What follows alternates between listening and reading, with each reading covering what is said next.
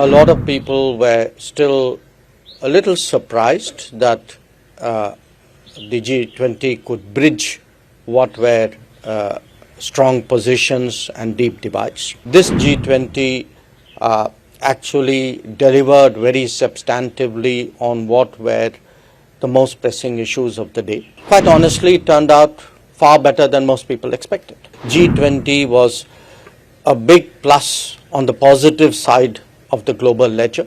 I think it's a very fitting way today to mark the progress and achievements of the G20 as we come close to the end of our presidency. About 3 weeks ago, I was in New York for what's the annual gathering of diplomacy, the United Nations General Assembly. And I must share with you that the G20 was very much the subject of conversation. A lot of people were still a little surprised that the G20 could bridge what were strong positions and deep divides.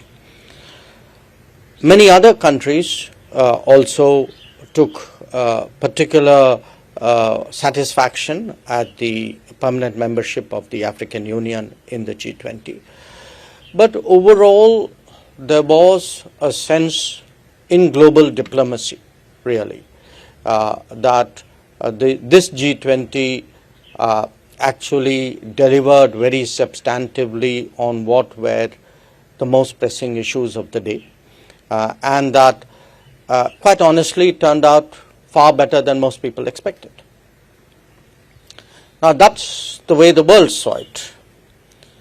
I think ambassadors in particular have had the opportunity to travel around India. That was the way we engineered the G20 process.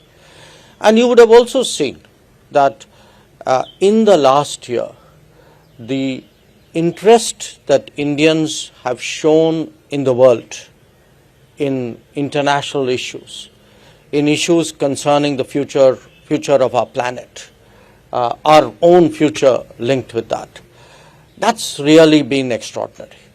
So we have therefore two reasons to today to be, I would say, satisfied.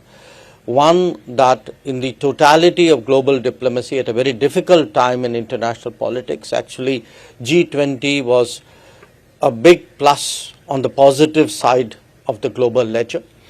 And the second, that it has made a country, a society which is today the fifth largest economy, which in many ways is globalizing at a very rapid rate.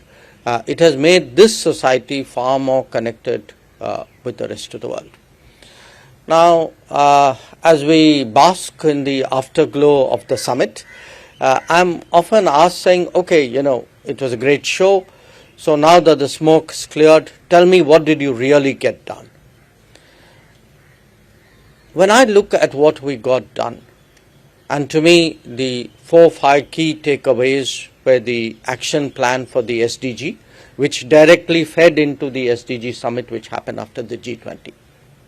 The Green Development Pact, the message of women-led development, the support for digital public infrastructure, the life mission, the sustainable lifestyle for environment. At the end of it all, there was a very strong sustainability, green, global south image that came out of the G20. And that is why I feel today that the ceremony that we will be commencing after this is a very fitting way really of marking this G20. That this G20, we would like it certainly to be remembered as a green G20, as a sustainable G20, in many ways as a G20 of the future, and a G20 which honestly would not have delivered the outcomes had it not been for the entirety of the G20 membership. So today we meet partly to mark these achievements, but from our perspective, I would also say we meet to thank our fellow G20 members, without whose cooperation all of this would not have been possible. We thank the guests and the international organizations because they added a texture and a richness to the G20 process, which actually made it today globally as impactful as it has done. So once again, really, thank you all for coming. And I join my friend Hardeep in saying that we Delhi Walas who have not only grown up in this city, been educated here, who have worked here, but who have walked here. For us, Nehru Park has a particular symbolism. So I'm sure that in the years when Hardeep and I and Saxena ji, hopefully you will join us as well when we take our morning walks and evening walks.